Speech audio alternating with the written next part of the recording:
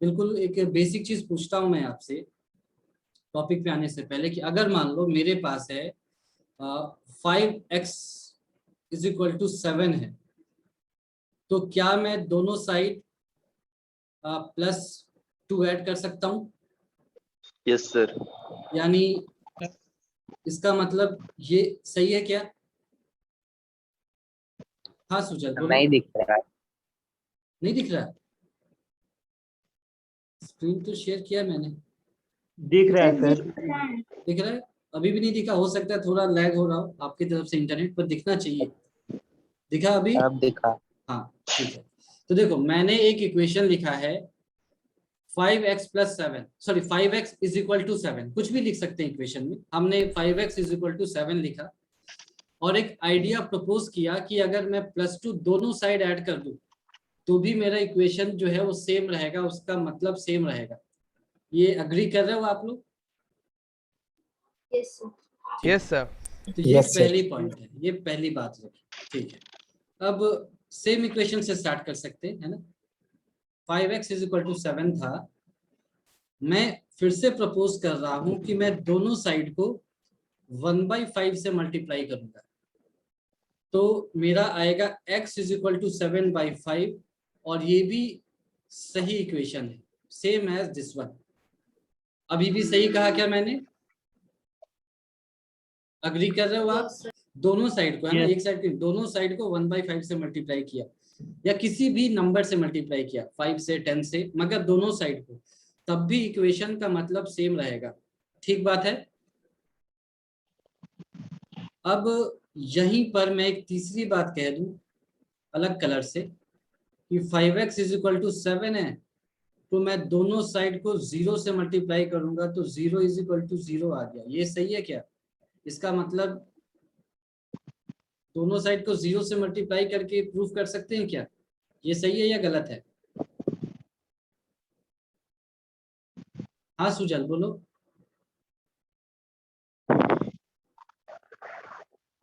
हाँ Sujal, you raise your hand, बोलो क्या बोलना चाहते हो।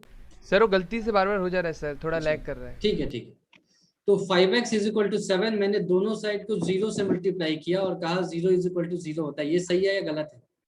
0 से मल्टीप्लाई करना सही है। सोच के बताना।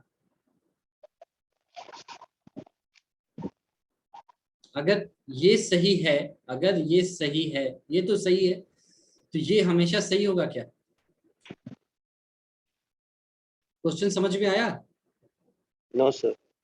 क्वेश्चन देखो, अगर ये सही है, अगर ये सही है, तो अगर मैं दोनों साइड को 5 से मल्टीप्लाई करूं तो ये मिल जाएगा। ये बात समझ में आ गई? Yes sir. आ जाएगी ना। 5x = 7। अच्छा, अगर ये सही है ना, अगर ये सही है तो दोनों साइड में अगर मैं -2 ऐड कर दूं, उल्टा चल रहे, तो ये आ जाएगा। ये बात सही है? ठीक है यहां तक? तो उसी तरह से अगर 0 = 0 है तो ये वाला स्टेप सही होगा या गलत होगा? सोच करके जवाब देना। सर रॉन्ग हो जाए सर, वो थोड़ा हो जाएगा ना सर। ये गलत है। क्यों? क्योंकि 0 को आप किसी भी नंबर से मल्टीप्लाई करो, रिजल्ट हमेशा 0 ही आएगा, तो 0 तो हमेशा 0 के बराबर ही होगा। तो इस तरह से तो हम दुनिया में कुछ भी प्रूफ कर सकते हैं कि 5 × 0 = 10 × 0, ये भी 0 = 0 ही देगा। पर इसका मतलब ये नहीं है कि इसका जो प्रीसीडिंग स्टेप है वो सही था, इसीलिए ये गलत होगा। मल्टीप्लाई बाई दोनों साइड बाय 0 वैलिड नहीं होता। इसको याद रखोगे हमेशा कि मल्टीप्लाइंग बोथ साइड्स बाय 0 ये कभी वैलिड स्टेटमेंट नहीं है। ठीक है, इतना याद रहेगा आपको। लिख लेता हूं इसको ऐसे लिख लेता हूं कि multiplying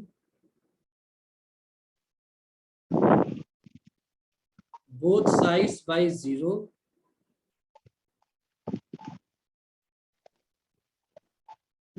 is not a valid step।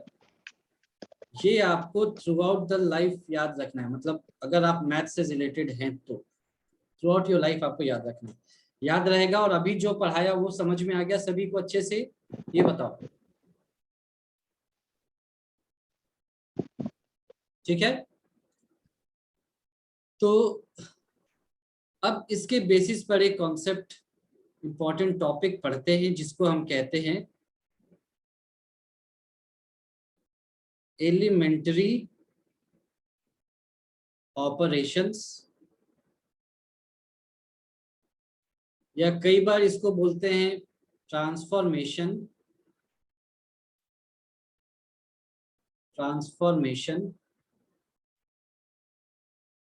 Of a matrix.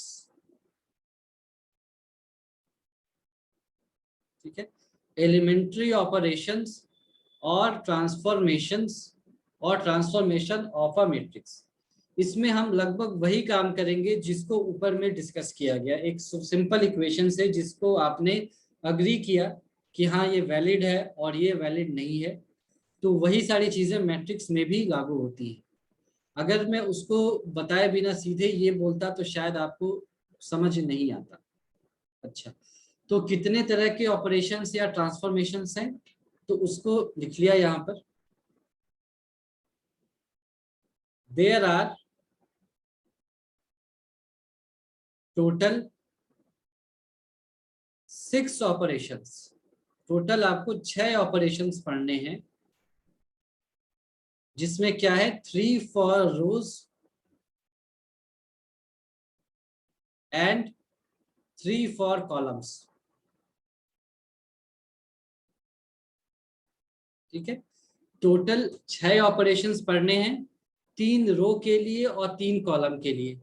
कई जगह इसको 6 ऑपरेशन ना बोल करके केवल 3 ऑपरेशन ही बोलते हैं, क्योंकि जो ऑपरेशन हम रो के लिए कर रहे हैं एग्जैक्टली सेम ऑपरेशन कॉलम के लिए भी करते हैं। तो कई बार अलग अलग ना गिन करके वो एक ही गिनते हैं और कहते हैं कि टोटल 3 ऑपरेशन है, एक ही बात है। तो अब हम इन ऑपरेशंस पर धीरे धीरे एक एक करके आते हैं। तो फर्स्ट ऑपरेशन पर आए। फर्स्ट ऑपरेशन क्या कहता है? द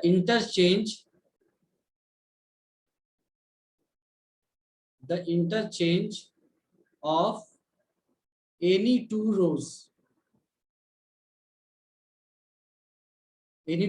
और एनी टू कॉलम्स।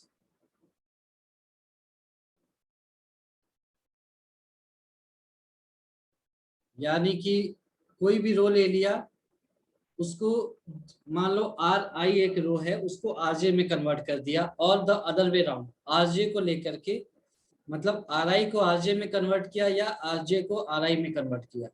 तो इंटरचेंज का ये साइन होता है ना? और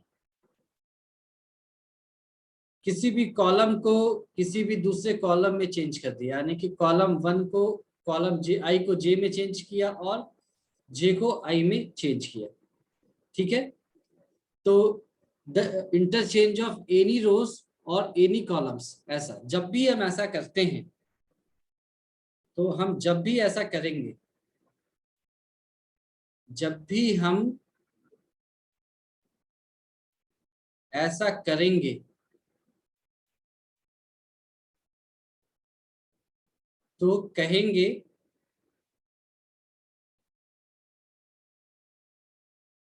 तो इंग्लिश में लिख लिया, जब भी हम ऐसा करेंगे देन वी विल से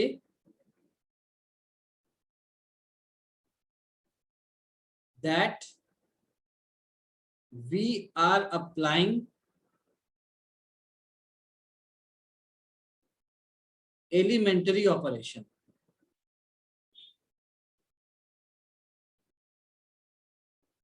एलिमेंट्री ऑपरेशन, ठीक है। तो इसका मतलब क्या है? हमने क्या कहा कि हमारे पास एक मैट्रिक्स है, उसके किसी भी 2 रो को हम इंटरचेंज कर सकते हैं, या उसके किसी भी 2 कॉलम को हम इंटरचेंज कर सकते हैं। जब भी ऐसा करेंगे तो हम कहेंगे कि हम एलिमेंट्री ऑपरेशन अप्लाई कर रहे हैं। अगर रो को इंटरचेंज करेंगे तो कहेंगे कि रो पर एलिमेंट्री ऑपरेशन अप्लाई कर रहे हैं। अगर कॉलम पर करेंगे तो क्या बोलेंगे कि कॉलम पर एलिमेंट्री ऑपरेशन अप्लाई करेंगे। तो ये डेफिनेशन आपको यहां तक समझ में आया या इसमें कंफ्यूजन है? क्लियर है सर। ठीक है। अगला No, sir, सवाल, clear. अगला सवाल आपकी तरफ से होना चाहिए कि भाई ऐसे कैसे किसी दो रो को इंटरचेंज कर दिया, या ऐसे कैसे किसी कॉलम को इंटरचेंज कर दिया। ऐसा थोड़ी ना है कि मेरा मन हुआ सर तो मैंने दो रो को इंटरचेंज कर दिया या दो कॉलम को इंटरचेंज कर दिया। क्यों? क्योंकि मैट्रिक्स का पहला बेसिक डेफिनेशन ही था, पहले क्लास में हमने पढ़ा था कि मैट्रिक्स का मतलब क्या होता है, अरेंजमेंट यानी सजावट एक पर्टिकुलर ऑर्डर में।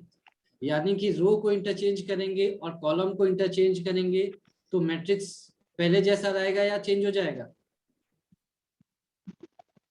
सर चेंज हो जाएगा। चेंज हो जाएगा, मैट्रिक्स तो बदल गया। तो हम ऐसे कैसे कर रहे हैं?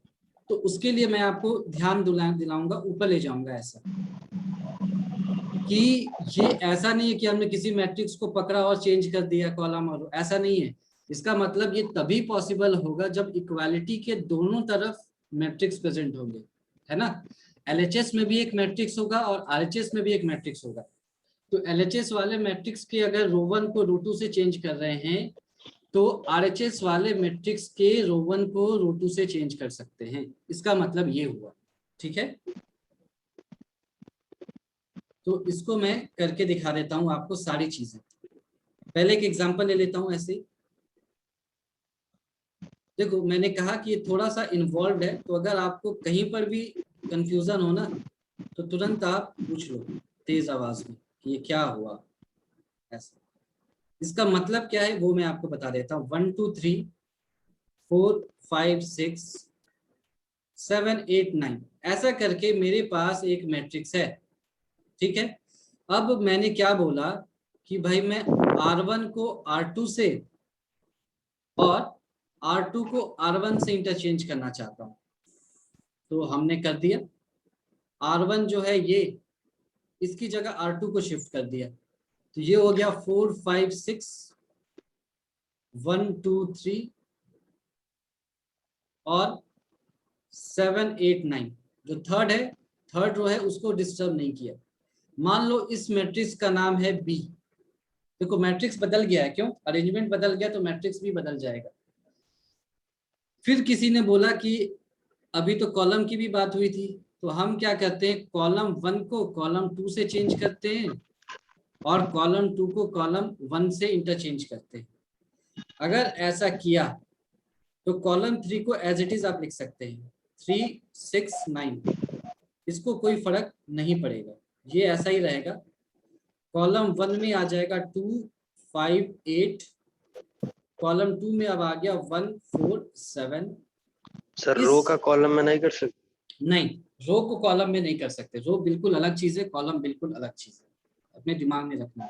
रो और कॉलम कभी भी आपस में इंटरचेंज नहीं हो सकते, है ना। ना तो डिटर्मिनेंट में ना तो मैट्रिक्स में, तो इसको हमेशा याद रखना। इसका नाम दे दिया हमने सी। आपको समझ में आ रहा होगा कि बी ए के बराबर नहीं है और सी भी ए के बराबर नहीं है ना। तो इनमें क्या रिलेशन है, इसको पढ़ेंगे कैसे? ऐसे पढ़ते हैं, सिमेट्री जो सिमिलरिटी पढ़ते हो ना 10th में, वैसे ही साइन लगाते हैं और कहते हैं दीज मैट्रिसेस आर सिमेट्रिकल। तो यहाँ पर हम क्या बोलेंगे कि ये मैट्रिक्स क्या है, मतलब इक्विवेलेंट है, एक तरह से इक्वल नहीं है। These matrices are equivalent, symmetrical type के। दीज मैट्रिसेस आर इक्विवेलेंट, ऐसा बोलेंगे। यहां तक कोई कंफ्यूजन है कि रो 1 रो 2 कैसे हुआ और कॉलम 1 कॉलम 2 कैसे हुआ?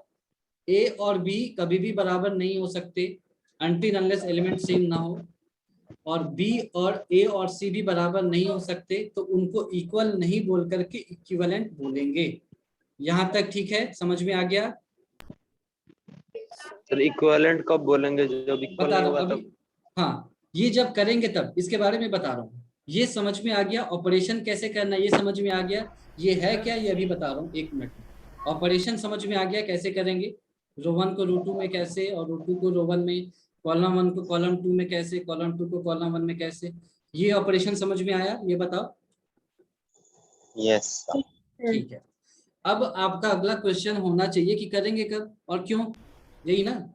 तो देखो करेंगे कब ये बता देता हूँ। अभी जो हमने पढ़ा कि जैसे मान लो कि इधर ऐसा कुछ है मेरे पास कि 1 2 3 4 एक मैट्रिक्स है मान लो, और इधर क्या है, एक अलग मैट्रिक्स है ABCD। तो हमने ऊपर पढ़ा है थोड़ी देर पहले कि हम इक्वालिटी में दोनों साइड इक्वेशन में चेंजेस कर सकते हैं। तो यानी R1 को मैं चाह रहा हूँ R2 में चेंज करना, और R2 को चाह रहा हूँ R1 में चेंज करना। तो ये ऐसा हो जाएगा, रो 1 में अब रो 2 आ गया और इधर ऐसा आ गया। लेकिन ये केवल एक तरफ नहीं होगा, ये इधर भी होगा। ये अब सही होगा, ये वैलिड है। ऊपर जो पढ़ाया गया इक्विवेलेंट मैट्रिसेस, तो जैसे ये मान लो A है और ये B है, दोनों बराबर हैं ऑब्वियसली क्योंकि इक्वल टू है। ये C है और ये D है, तो A का इक्विवेलेंट मैट्रिक्स होगा C और B का इक्विवेलेंट मैट्रिक्स होगा D।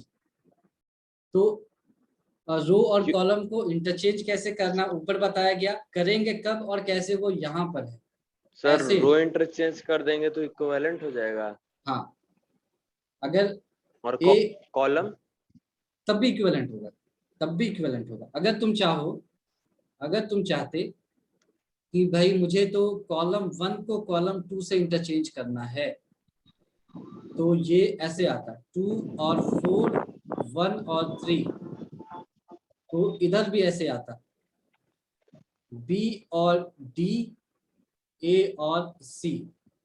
तो अगर इसका नाम E है, इसका नाम F है, तो A is equivalent to E and B is equivalent to F। ये समझ में आ गया यहां तक या इसमें कंफ्यूजन है? बताओ भाई जल्दी से। सर हाँ बोलो, जल्दी जल्दी। सर ये बोले तो सर इसमें आपने किया क्या, थोड़ा क्लियर नहीं है सर, मतलब मैंने ऊपर यही तो बताया कि मेरे पास अगर कोई मैट्रिक्स है तो मैं उस मैट्रिक्स के कॉलम्स को चेंज कर सकता हूं या फिर उनके रोज को आपस में इंटरचेंज कर सकता हूं फॉर अ पर्टिकुलर रीजन। कुछ कारण है इस वजह से कर रहा हूं, ठीक है? इसको एलिमेंट्री ऑपरेशन कहते हैं। तो मैं चाहूं तो मैट्रिक्स अगर A है मेरे पास ऐसा, इसके 3 रो हैं R1 R2 R3, तो मैंने R1 को R2 की जगह लिखा और R2 को R1 की जगह लिखा, तो एक नया मैट्रिक्स B बन गया। और हम कहेंगे कि A और B इक्विवेलेंट मैट्रिसेस हैं। सिमिलरली अगर जरूरत पड़े तो मैं कॉलम 1 की जगह कॉलम 2 को लिख सकता हूं और कॉलम 2 की जगह कॉलम 1 को लिख सकता हूं। मैंने किया तो मेरा मैट्रिक्स C बना, देख सकते हो तुम, कॉलम इंटरचेंज हुए। सर ये तो तभी करेंगे जब ऑर्डर भी सेम हो तब ना सर, ऑब्वियसली वरना नहीं करेंगे। तुम एक ही मैट्रिक्स को तो कर रहे हो, तो ऑर्डर सेम की तो बात ही नहीं हुई। तुम मैट्रिक्स A के साथ ही तो कर रहे हो, तो वो तो एक ही मैट्रिक्स पे हम ऑपरेट कर रहे हैं, तो ऑर्डर तो सेम रहेगा ही ऑब्वियसली। तो ये जो किया प्रोसेस वो समझ में आया या नहीं आया ये ओके बताओ सर, ये आप। सभी समझा सर, ये हम समझ में आ clear गया कर अच्छे रहे से थे। सभी को? ये इंपॉर्टेंट है। दूसरी चीज ये मैंने बताया कि ये करेंगे कब और क्यों करेंगे। करेंगे क्या ये समझ में आ गया, ये क्या है, करेंगे क्या है ना, क्या करेंगे ये बताया गया यहाँ। और दूसरा है कि कब करेंगे, क्यों करेंगे ये भी नहीं बताया मैंने, कब करेंगे। कब करेंगे, जैसे इक्वेशन में दोनों साइड सेम चीज ऐड कर सकते हैं और सब्ट्रैक्ट कर सकते हैं, तो यहाँ पर भी अगर दो मैट्रिक्स सामने आ गए तो सेम जो एलिमेंट्री ऑपरेशन है दोनों में अप्लाई किया जा सकता है एक साथ, ठीक है? तो रो 1 रो 2 को इधर भी शिफ्ट कर दिया, चेंज कर लिया, इधर भी इंटरचेंज कर लिया, या कॉलम 2 को इधर भी इंटरचेंज कर लिया और इस मैट्रिक्स में भी इंटरचेंज कर लिया, तो भी ये बराबर है। यहाँ तक समझ में आ गई बात? फायदा clear है। क्या होगा करने का? क्या आदित्य? फायदा क्या हुआ करने का? वो बताऊंगा। यही मैंने बात। अभी ये नहीं बताया, मैंने अभी ये नहीं बताया कि क्यों कर रहे हैं, मैंने सिर्फ ये बताया कि क्या करेंगे और कब करेंगे। थोड़ी देर में वो भी बता दूंगा। यहाँ तक तो समझ में आ गया ना? यस सर, क्लियर है। ठीक है, ये थ्योरी समझ लो पहले यहाँ तक, फिर आपको ये भी बताया जाएगा कि क्यों कर रहे हैं। ये पहला एलिमेंट्री ऑपरेशन था। दूसरा लिख लो। दूसरा मैंने क्या बताया था इक्वेशन में, कि अगर मान लो मेरा 5x = 7 है, तो इसका मतलब दोनों साइड को नॉन जीरो नंबर से मल्टीप्लाई किया जा सकता है। तो ये मैट्रिक्स में भी वैलिड है कि अगर दो तरफ मैट्रिक्स हैं तो किसी भी रो को सेम नॉन जीरो नंबर से दोनों तरफ मल्टीप्लाई या डिवाइड किया जा सकता है, या किसी भी कॉलम को दोनों तरफ सेम नॉन जीरो नंबर से या स्केलर से मल्टीप्लाई या डिवाइड किया जा सकता है। तो उसको यही लिखा जा रहा है यहाँ, द मल्टीप्लिकेशन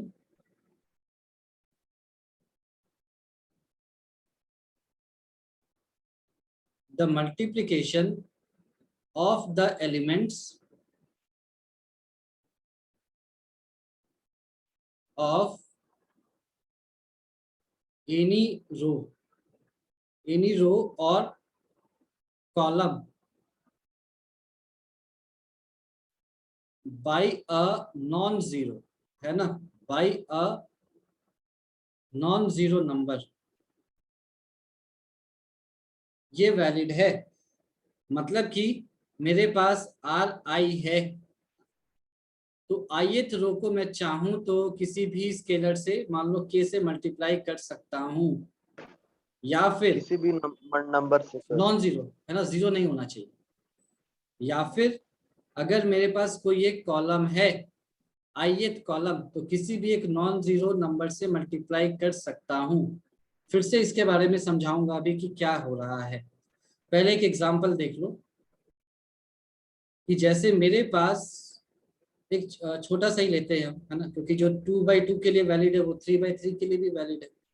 तो मान लो मेरे पास एक मैट्रिक्स है 1 2 3 4, है ना। इसको लिखते कैसे हैं कि मैं चाहता हूं कि जो मेरा रो 1 है ना, उसको मैं 5 से मल्टीप्लाई कर दूं, ऐसा करना चाहता हूं। तो ये ऐसा हो जाएगा 5 10 नीचे में सेम रहेगा, ठीक है। ये हो गया मेरा सी, और ए और बी क्या हो गए, इक्विवेलेंट मैट्रिसेस। फिर से अगेन मेरे पास एक मैट्रिक्स है ए 1 2 3 4। मैं चाहता हूं कि कॉलम 1 को 2 टाइम्स कॉलम 1 कर दूं, तो क्या होगा उससे, ये हो जाएगा 2 6, ये तो सेम रहेगा 2 4, इसका नाम दे दिया सी, है ना। Again A is equivalent to C. तो क्या किया ये आपको समझ में आ गया? देखो क्या किया ये समझ में आ गया। क्यों किया मैं नहीं बता रहा अभी, वो कल बताऊंगा। क्या किया यहां तक समझ में आ गया कि एक रो के एक एलिमेंट को 5 से मल्टीप्लाई किया, है ना। ये नॉर्मल मल्टीप्लिकेशन नहीं है, वरना आप ये नहीं कह सकते कि भाई आपने बताया था कि एक स्केलर को मैट्रिक्स से मल्टीप्लाई करने का मतलब होता है कि सारे एलिमेंट सेम स्केलर से मल्टीप्लाई हो जाए। अगर ऐसा होता तो फिर ए क्या हो जाता, 5a हो जाता, है ना।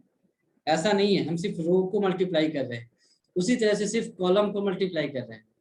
तो ये कब करेंगे, जब ऐसा होगा कि 1 2 3 4 इज इक्वल टू मेरे पास एक मैट्रिक्स हो जाए ABCD,